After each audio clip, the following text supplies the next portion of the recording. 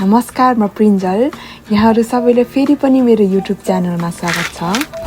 म चाहिँ अहिले दक्षिण कोरियामा बस्दैछु अनि यहाँ आएको चाहिँ करिब 4 वर्ष हुन लाग्यो र अहिले चाहिँ करिब 1 महिनादेखि म कम्मरको समस्याको कारणले गर्दा कामबाट पूर्ण रूपमा आराम गरिरहेको छु। त्यसैले यो खाली समयले चाहिँ आफैको हेरचाह गर्न र नयाँ कुराहरू सिक्नमा चाहिँ प्रयोग गरिरहेको छु। यो चाहिँ मेरो च्यानलमा दोस्रो भिडियो हो अनि आज चाहिँ म मेरो सेल्फ केयर रुटिनमा कपालको लागि मेथीको पेस्ट बनाउँदैछु।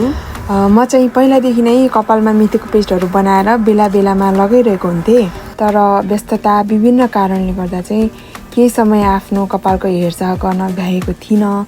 तर आज चाहिँ अब समय सदुपयोग गर्दै फेरि पनि सेल्फ केयरमा फर्किएको छु अनि मैले चाहिँ अघिल्लो दिनमै मेरो कपालले पुग्ने जति गरेर मेथी भिजाएर राखेको थिएँ, किनभने राम्रोसँग भिज्यो भने चाहिँ पेस्ट बनाउन पनि सजिलो हुन्छ। अनि म चाहिँ बिहानै उठेर हल्का फ्रेस भएपछि चाहिँ मिक्सरमा पेस्ट बनाएँ। सुरुमा चाहिँ मैले सानो मिक्सरमा बनाउन खोजेको थिएँ, त्यसमा चाहिँ अटेन अनि त्यसपछि फेरि ठुलो मिक्सरमा पेस्ट बनाएँ। अनि मलाई चाहिँ यो पेस्ट बनाउँदै गर्दाखेरि चाहिँ पहिलाको कुराहरू याद आयो।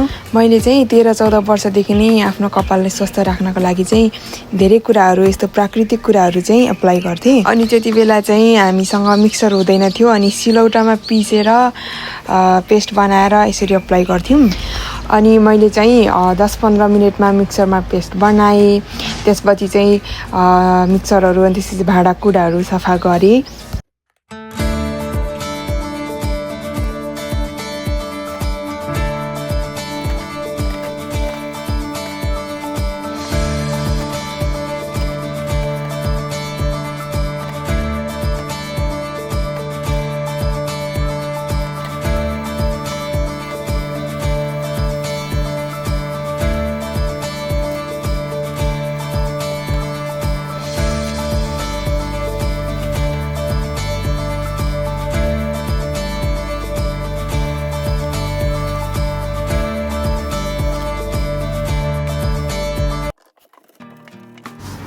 अनि सबै भाँडाहरू धोइसकेपछि चाहिँ मेरो बिहानको औषधि खाने टाइम पनि भयो।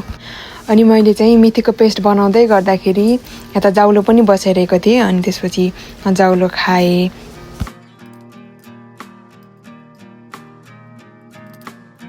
अनि जाउलो खाइसकेपछि चाहिँ मलाई एकछिन आराम गर्न मन लाग्यो अनि यसो एउटा फिल्म हेर्दै औषधि खाएर आराम गर्छु भन्ने सोचेर युट्युबमा फिल्महरू सर्च गरेँ। त्यसपछि एउटा नेपाली फिल्म लगाएँ, त्यसपछि फिल्म हेर्दै औषधि खाएँ। मलाई चाहिँ यस्तो आराम गर्ने दिनहरूमा चाहिँ मुभीहरू हेर्दै तातो तातो चिया कफीहरू खाँदै बस्न चाहिँ एकदमै रमाइलो लाग्छ। अनि मैले चाहिँ फिल्महरू नहेरेको पनि धेरै भएको थियो।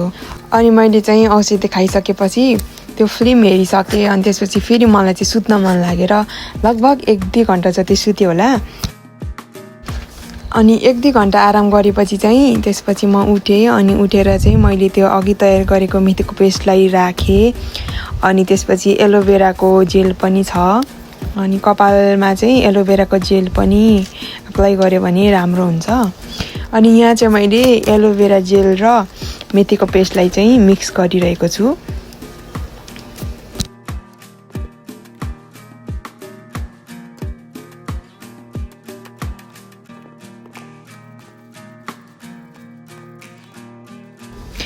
अब चाहिँ मेथीको पेस्ट कपालमा लगाउन तयार भइसकेको छ।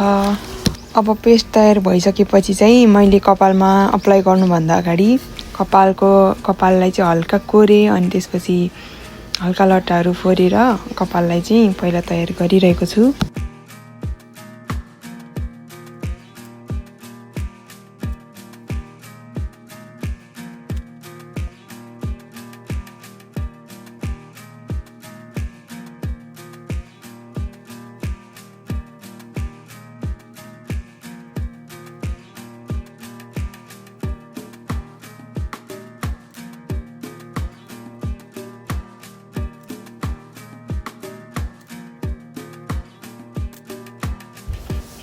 कपालमा पेस्ट अप्लाई गर्दा चाहिँ जरादेखि नै अप्लाई गर्दै अनि मसाज गर्दै सबै भागमा चाहिँ राम्रोसँग लगाउनुपर्छ।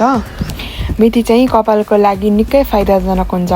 यसले चाहिँ कपाल झर्न कम गर्छ अनि जरालाई पनि बलियो बनाउँछ र कपाललाई चाहिँ स्वस्थ राख्न मद्दत गर्छ अनि कपालको ड्यान्ड्रफहरूलाई पनि कम गर्ने र छालालाई चाहिँ स्वस्थ राख्न पनि मद्दत गर्छ अनि यसको साथै कपालको सुक्खापनलाई चाहिँ कम गरेर कपाललाई चम्किलो नरम पनि बनाउँछ।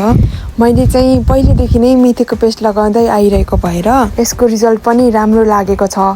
तपाईहरु पनि एकपटक ट्राई गर्न सक्नुहुन्छ है। तर अब यदि तपाईको टाउकोमा चाहिँ एलर्जी, घाउ अथवा छाला सम्बन्धी समस्या छ भने चाहिँ पहिला सानो भागमा मात्रै परीक्षण गरेर प्रयोग गर्नु भए चाहिँ राम्रो हुन्छ। मलाई चाहिँ मेथीको पेस्ट अप्लाई गरेर हेयर मसाज गर्दाखेरि फ्रेस अनि रिल्याक्स महसुस भइरहेको छ। अहिले चाहिँ काममा जान नपाए पनि मेरो समय चाहिँ आफ्नो ख्याल राख्ने काममै व्यस्त छ। अहिले चाहिँ मेरो स्वास्थ्य स्थितिले गर्दा काम नगरेको पनि 1 महिना भइसक्यो अनि यसरी कहिलेकाहीँ चाहिँ जीवनले हामीलाई आराम गर्न पनि बाध्य गराउने रहेछ। किनभने अब कोरिया प्रवेश गरेको पनि 4 वर्ष हुन लागिसक्यो अनि लगातार काम काम काम भनेर काममा मात्रै ध्यान दिने हुँदाखेरि अब नेपाल पनि बिदामा जान सकेको छैन अनि त्यसपछि यहाँ पनि आराम गर्न सकेको छैन नि त। त्यसैले यसमा चाहिँ मैले चाहिँ आफैले समय दिने एउटा अवसरको रूपमा लिएको छु। त्यसैले अहिले चाहिँ म आफ्नो स्वास्थ्यमा पनि ध्यान दिँदै अनि त्यसपछि साना साना कुराहरुमा खुसी खोज्दै र खाली समयलाई उपयोगी बनाउने प्रयास गर्दैछु।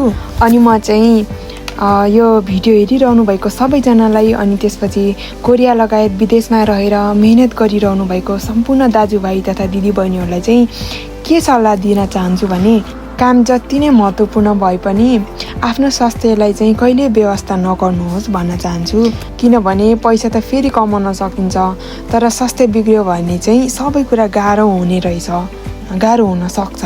हुन त परदेशको ठाउँमा हामीले सोचे जस्तो हामीले सम्झे जस्तो सबै सजिलो चाहिँ हुँदैन।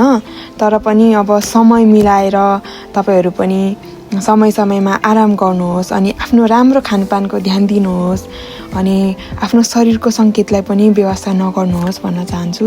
किनभने हामी सबैजना चाहिँ आफ्नो सपना पूरा गर्न घर परिवारबाट टाढा छौं नि त।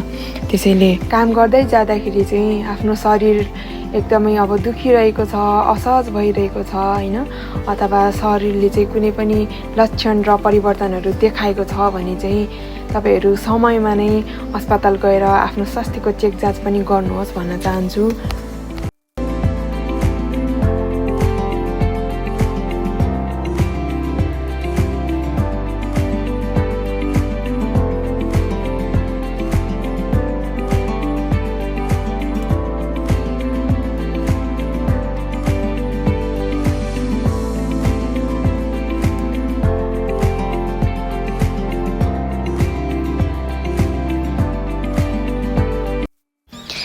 ल मैले चाहिँ मेथीको पेस्ट पनि अब लगाइसकेँ अनि अप्लाई गरेको मेथीको पेस्ट चाहिँ कपालमा राम्रोसँग एब्जर्ब होस् भनेर चाहिँ मैले 1 घण्टा जति यत्तिकै राखिदिएँ अनि 1 घण्टा पछि चाहिँ मैले कपाल सफा पानीले पखालेँ अनि अब म तपाईहरुलाई चाहिँ मेरो मेथीको पेस्ट अप्लाई गरिसकेपछिको कपालको रिजल्ट देखाउन गइरहेको छु।